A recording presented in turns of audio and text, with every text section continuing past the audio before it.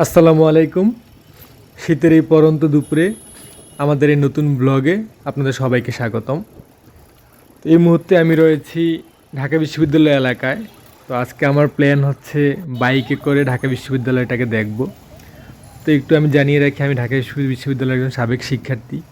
তো অনেক দিন পরে আজকে ক্যাম্পাসে যাওয়া হচ্ছে। তো মনে হলো যে একটু ক্যাম্পাসটা নিজেও দেখি এবং আপনাদের সাথে আমার ক্যাম্পাস দেখার যে মুহূর্তগুলো এগুলো শেয়ার করি। তো আমি প্রথমেই নীলক্ষেতে যে গণতন্ত্র তোরণ মুক্তি ও গণতন্ত্র তোরণ হয়ে আমি এই মুহূর্তে ঢাকা বিশ্ববিদ্যালয় এলাকায় প্রবেশ করছি। তো অনেকটা পথ পেরিয়ে আমি এই মুহূর্তে আমরা যেটাকে ভিসি চত্বর বা করিতলা বলে সম্বোধন করি, আপনারা অনেকেই চিনেন এবং অনেকে নিশ্চয়ই জায়গাটা এসেছেন। তো ওই জায়গাটা চলে এসেছি। তো এই মুহূর্তে ভিসি চত্বর পেরিয়ে আমি মল চত্বর, যেটাকে বলে মল চত্বর এলাকায় প্রবেশ করতেছি। তো এখন দুপুরবেলা আসলে এই টাইমে ক্যাম্পাসে সাধারণত অত ছাত্রছাত্রী বা সাধারণ মানুষজন থাকে না। তো ফাঁকা ক্যাম্পাস আপনাদের যতটুকু পারি আমি দেখানোর চেষ্টা করব। তো আমি আসলে খুব বেশি কথা বলবো না, আসলে ভিজুয়াল মাধ্যমে আপনাদেরকে দেখানোর চেষ্টা করব। তো এই মুহূর্তে আমি রয়েছি মল চত্বর এলাকা হয়ে বিজনেস ফ্যাকাল্টির কাছাকাছি। তো দেখি কত দূর যাওয়া যায়, আপনারা সাথে থাকুন, আপনাদেরকে দেখানোর চেষ্টা করব। তো এই মুহূর্তে আমি রয়েছি শ্যাডোর ওখানে, যেটা বিজনেস ফ্যাকাল্টি এবং কলা ভবনের কাছাকাছি এলাকায়।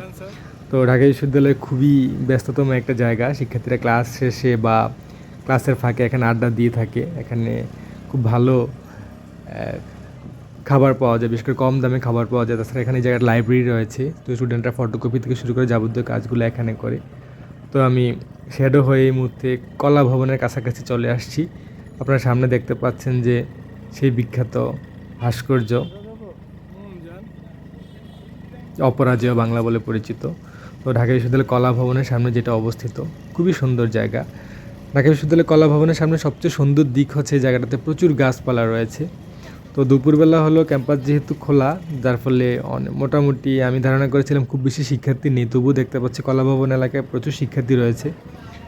তো শীতের দিন আসলে দুপুরবেলা অত শীতও না, আবার তবুও প্রচুর শিক্ষার্থী রয়েছে এবং প্রকৃতি সাধারণত শীতকালে এত সবুজ দেখায় না, তবুও আজকে প্রচুর সবুজ দেখাচ্ছে। সাধারণত বর্ষাকালের প্রকৃতি এমন হয়ে থাকে। তো কলা ভবন পেরিয়ে আমি ডাকসুর কাছাকাছি চলে আসছি, যেটা ঢাকা বিশ্ববিদ্যালয়ের কেন্দ্রীয় ছাত্র সংসদ বলা হয়, যেটাকে নতুন নেতৃত্বের আতুরঘর বলা হয়। তো আমি এই মুহূর্তে ডাকসুর পাশ দিয়ে আমি মধুর ক্যান্টিনের দিকে যাচ্ছি। তো আপনার সামনে যে গাছটা দেখতে পাচ্ছেন, ঠিক এই জায়গাটায় মধুর ক্যান্টিন, যেটা ঢাকা বিশ্ববিদ্যালয়ের একটা বড় সিম্বলিক জায়গা। তো ঢাকা বিশ্ববিদ্যালয়ে খুবই পরিচিত একটা জায়গা মধুর ক্যান্টিন।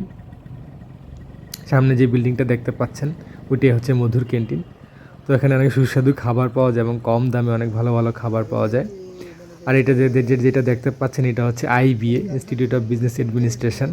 এটা ঢাকা বিশ্ববিদ্যালয়ের খুবই অভিজাত একটা জায়গা, সাধারণত বিজনেস ফ্যাকাল্টির মধ্যে বাংলাদেশের সবচেয়ে ভালো জায়গা। তো আইবিএ এবং মধুর ক্যান্টিন হয়ে এই মুহূর্তে আমি ডাকসুর সামনে দিয়ে ঢাকা বিশ্ববিদ্যালয়ের যে কেন্দ্রীয় লাইব্রেরি, সাধারণত ঢাকা বিশ্ববিদ্যালয়ের শিক্ষার্থীদের পড়াশোনার খুব সেন্টার পয়েন্ট এটা, নানান হলের বা নানান ডিপার্টমেন্টের স্টুডেন্টরা এখানে পড়তে আসে। তো আমি এখন হচ্ছে ঢাকা বিশ্ববিদ্যালয়ের যে কেন্দ্রীয় লাইব্রেরির দিকে যাচ্ছি। ঠিক ওটার সামনে অনেকগুলো ফুড কোর্ট বা খাবারের দোকান রয়েছে, এখানেও সস্তায় এবং ভালো খাবার পাওয়া যায়। পাশেই হচ্ছে হাকিম চত্বর রয়েছে। তো আমি আজকে যতটুকু সম্ভব হলো ঢাকা বিশ্ববিদ্যালয়ের নানান যে গুরুত্বপূর্ণ ওগুলা দেখানোর চেষ্টা করলাম। তো যারা আমার ভিডিওটা দেখেছেন আশা করি আপনাদের ভালো লেগেছে। তো কেমন লাগলো সম্ভব হলে মন্তব্য করে জানাবেন।